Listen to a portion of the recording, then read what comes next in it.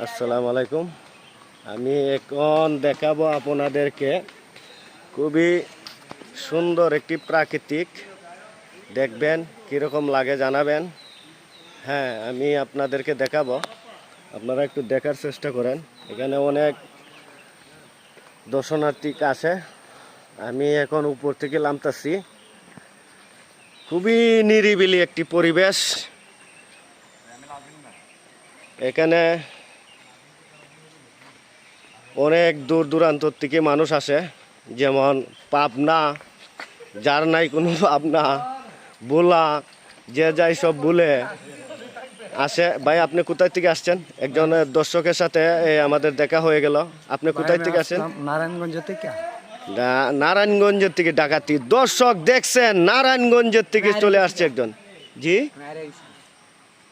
Murder করছে রে। এখন তো ভিডিও করতে আরেক বিপদ বললাম ভাই। তখন আমি কি করতে পারি আপনার জন্য? আমার সাথে লোক আছে আমার। এইসব বোনাস চলেন, আপনার নিয়ে আমি পথ চলবো। আমি দেখি আমি আপনার যাব না, আমি তো আপনার যাব এই পাবনা। ঠিক আছে, তে আপনার নাই নারায়ণগঞ্জ হতে দিয়া যাম। আইন আপনার বড় গাড়ি তুলে ভাই, আইন বড় গাড়ি তুটাম, খ চাক্কার গাড়িতে উঠতে চাইতেছো? বড় একটা গাড়ি মুসাই দে যা। হ্যাঁ, রাস্তা মুসাই আছে না। আচ্ছা, ভালো লাগলো। আমি আমার আসেন, আপনি আসেন। ঠিক আছে, আপনার আয়েন আপনারা। আমি ব্যাগও আছে আপনার সাথে? ব্যাগে কি আছে? বোমা টুমা নাই তো? সব বনাস। হ্যাঁ, তো চলেন আপনারা আমি লই আপনারা। ঠিক আছে, আজকে আপনারা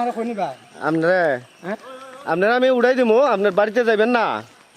আপনারা বাড়ি হো নারায়ণগঞ্জ।